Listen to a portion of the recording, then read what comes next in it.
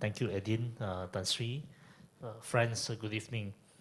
First of all, I don't know why I'm invited. I hope you invited Liew Chin Tong and not Deputy Defense Minister. And I'm glad to be here, especially together with Tan Sri. I joke that there are two most important personalities that had influenced our economic policies over the last 30 years, Tan Sri and also Daim, so the two economic deep states. So I'm very glad to be here to talk about economics with him. I want to start by saying that this idea of Bukit Bintang is interesting.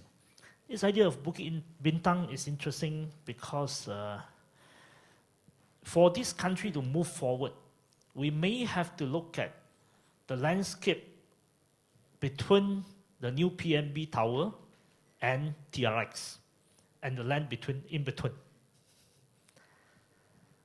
We have been a nation that has grown in many ways, but some of the assumption that we had, or some of the assumptions that we have been using, perhaps has come to the end of its utility.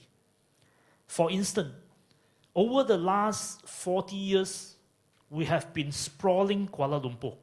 Have been sprawling Kuala Lumpur up until today. You consider Botanical Garden in Klang, or Kota Kemuning, or Setia Alam, or even Seremban, part of KL. But that was possible very much because we have cheap oil. That was possible because we have cheap oil, and we have been selling cars, and therefore enable a car culture, a private car culture. But at some point, we will have to deal with the questions, are we able to continue to subsidize petrol as we did over the last 40 years? So that is a question that is very immediate, but the solutions cannot be just an immediate tick-the-boxes solutions. We may have to start asking ourselves whether we still want to maintain a private car culture, or we want to think about paying people to take bus.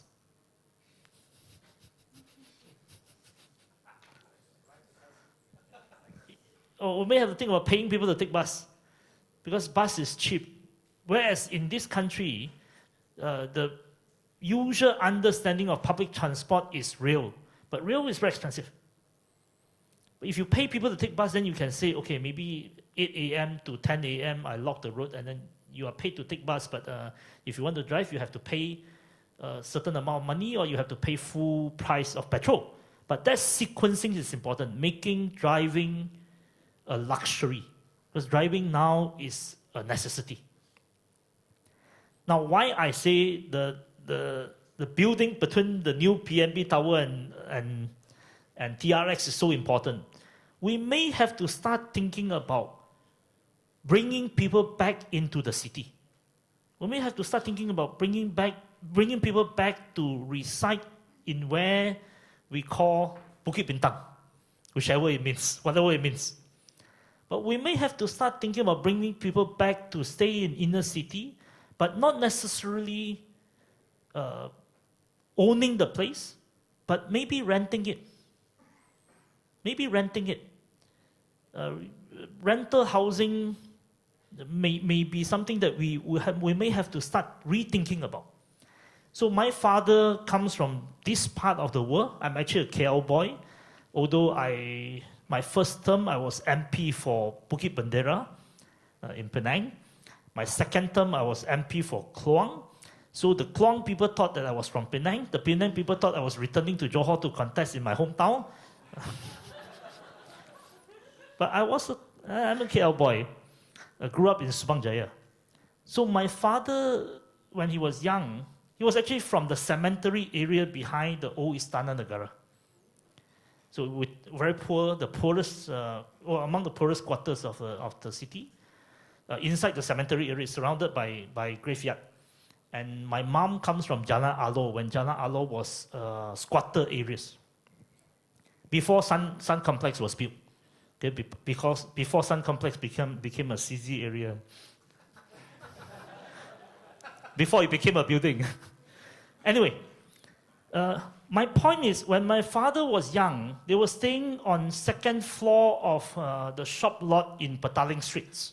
And that Petaling Street shop lot has 10 to 15 families staying up there, on top of the shop lot.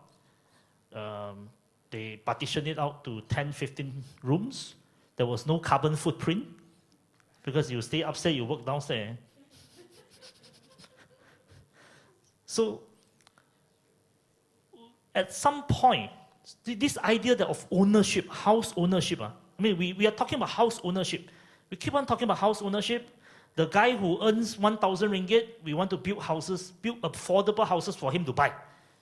But you know that it doesn't work, right? You look at the figures, it doesn't work. So we may have to start thinking about, rethinking about this idea that, do we need everyone to own a house? Maybe not. Maybe not. Because during my father's youth, the poor Chinese in town stays on upstairs the shop lot. The poor Malay in kampong stay in a kampong house. But that house and the land is not the sort of ownership that we understood. Now that brings me to the questions of oil, the importance of oil to Malaysian economy. In 1974, we discovered oil. With the discovery of oil, we were able to do a lot of expansionary work, without having to threaten existing structure too much. We're having to threaten existing structure or change existing structure too much, but we were able to do quite a lot of things, including, for instance, in 1981, there was a dawn raid of London Stock Exchange. The Malaysian government acquired British plantation, and with the GLC that was acquired, the plantation that was acquired, there was this move to turn plantation into property. Plantation was turned into housing property. We promoted the idea of staying in a double story, staying a bit far is okay because we have cheap oil, so we can drive a bit far. So perhaps we have to start rethinking that model and say that maybe PMB, instead of you creating houses in a far-flung place, 30 kilometer, 40 kilometer outside, maybe PMB or Sundabi has to start thinking about building houses for rental in this part of the world called Bukit Bintang. Maybe we have to start thinking of building houses for rental for middle class, maybe. But that also requires us to rethink the idea of what the government should do. What should the state do in the economy? I'm all for the role of the states to be involved in the economy.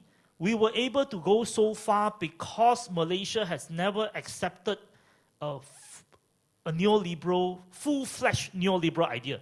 Very much thanks to Tan Sri, that we were never susceptible to the idea that we go all out, full-fledged neoliberal economy. We have always been a mixed economy. To a certain extent, in the 80s or 70s and 80s, we were at the forefront of this idea of export-led economy. So Penang, PJ, Shah Alam were at the forefront of this idea of export-led economy. And in many ways, we were able to succeed in 1997, 98, apart from the measures taken by Tan Sri at that time. It was also because we were able to use those measures for us to allow us to export our way out of trouble. So Malaysia export our way out of trouble with a stable currency in 98 and subsequently got out of trouble. But today, a difficult question that we will have to confront. Are we still able to rely on an export-led model? Export-led model means we press down wages so that we can compete with other people around the region, and with an understanding that the final destination of export is a place called United States. But with China joining WTO in 2001, that model was already in trouble. That doesn't really work in our favor too much.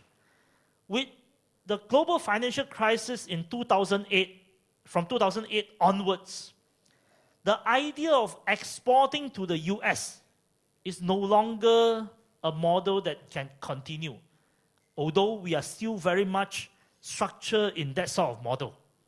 So I think these are the questions that we may have to deal with. The role of the GLC, the role of oil, the role of property, how do we see property, how do we think about private car usage, how do we think of whether we can still export our way out, or we have to build a society in which we enrich the citizens, and therefore they have a lot more to spend rather than they borrow to spend.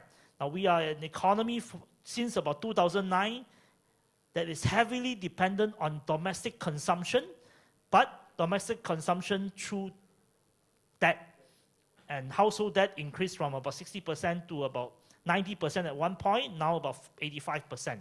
Now these are the questions which are very difficult and which required a lot more consensus than shouting. So I'm very glad that we have this opportunity to look through these issues, to build consensus for the future.